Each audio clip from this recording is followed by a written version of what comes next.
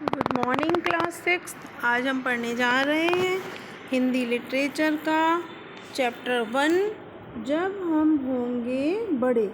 तो बच्चों, चैप्टर का नाम है जब हम होंगे बड़े, और इसके कविता को लिखा है बाल स्वरूप राही जी ने। तो बच्चों, इसके लेखक हैं कविता के बाल स्वरूप राही जी। तो प्रस्तुत कविता के कवि बाल स्वरूप राही जी का जन्म सन 16 मई 1936 को दिल्ली के तिमारपुर नामक स्थान पर हुआ था। तो बच्चों, जो कवि हैं बाल स्वरूप राही जी, उनका जन्म 16 मई को सन 1936 को दिल्ली के तिमारपुर नामक स्थान पर हुआ था।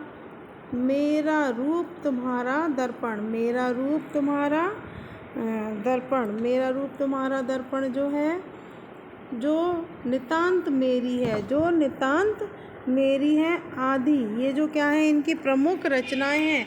मेरा रूप तुम्हारा दर्पण और जो नितांत मेरी है, आदि इनकी प्रमुख रचनाएं हैं।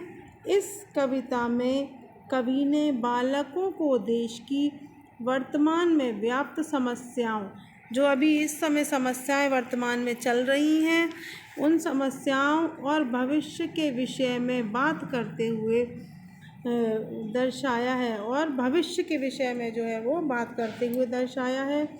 बालक ही देश का भविष्य होते हैं, और यदि वे समस्याओं के प्रति सजग हों तो देश का भविष्य उज्जवल और गौरवपूर्ण होगा ही।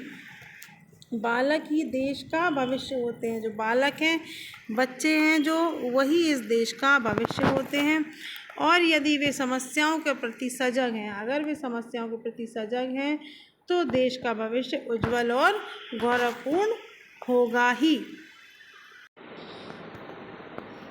तो चलिए बच्चों, हम आगे पढ़ते हैं। जब हम होंगे बड़े देखना, कवि कह रहे हैं कि बच्चों के लिए, मतलब बच्चे इस तरह से बोल रहे हैं कि जब हम होंगे बड़े देखना, बच्चे बोल रहे हैं कि जब हम बड़े होंगे तब देखना, ऐसा नहीं रहेगा देश। तो कवि कहते हैं, बच्चे बोलते हैं कि देश जो है वो ऐसा नहीं रहेगा, हम उस देश को, अपने देश को बदल देंगे जब हम बड़े होंगे। अब भी कुछ लोगों के दिल में नफ़रत अधिक, प्यार है कम। वो कहते हैं कि अब भी कुछ लोगों के जो दिल में है वो नफ़रत तो अधिक है, नफ़रत जो है वो अधिक है और प्यार कम है। एक दूसरे के मन में क्या है, एक दूसरे के लिए घृणा का भाव है, नफ़रत का भाव अधिक है और प्यार, स्नेह का भाव कम है। जब हम होंगे बड़े, घृणा का नाम मिटा कर लेंगे दम। बच्चे बोल रहे हैं कि जब हम बड़े हो जाएंगे तो हम एक एक व्यक्ति के दिल में से घृणा का भाव, नफ़रत का भाव जो है वो मिटा देंगे, और उस घृणा के भाव को मिटा कर ही हम दम लेंगे। तो बच्चों वो बोल रहे हैं कि एक दूसरे के मन में से हम नफ़रत का भाव मिटाकर सबके मन में प्यार भर देंगे। हिंसा के विषमय प्रवाह में कब तक और बहेगा देश।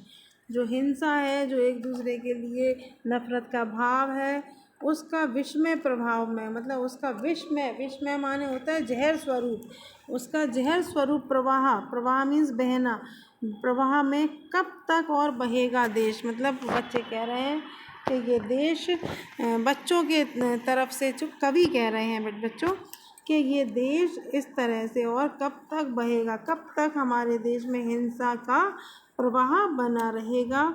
भ्रष्टाचार, जमाखोरी की आदत बड़ी पुरानी है, ये कुरीतियाँ मिटा हमें तो नई चेतना लानी है। कवि कह रहे हैं कि भ्रष्टाचार और जमाखोरी जो है बच्चों, उसकी हमें, भ्रष्टाचार मीन्स बेईमानी, भ्रष्टाचार मतलब बेईमानी, गलत आचार विचार। तो भ्रष्टाचार की, बेईमानी की जो है वो जमाखोरी को की आदत बड़ी पुरानी है, कि भ्रष्टाचार की, बेईमानी करने की और जमाखोरी की, घूसखोरी की जो आदत है वो बहुत बड़ी पुरानी आदत है। ये कुरीतियाँ बेटा हमें, कुरीतियाँ मीन्स होता है बच्चों रीति रिवाज, ये बुरे कुरीतियाँ मीन्स कुरु मीन्स बुरे, बुरे रीति रिवाज, ये बुरे इस तरह के बुरे रीति रिवाजों को मिटा हमें तो नई चेतना लानी है। हमें जो है वो आपस में एक दूसरे के मन में प्रेम का भाव लाना है, नई चेतना लानी है, नई लहर जो है हमें इस देश में लाना है।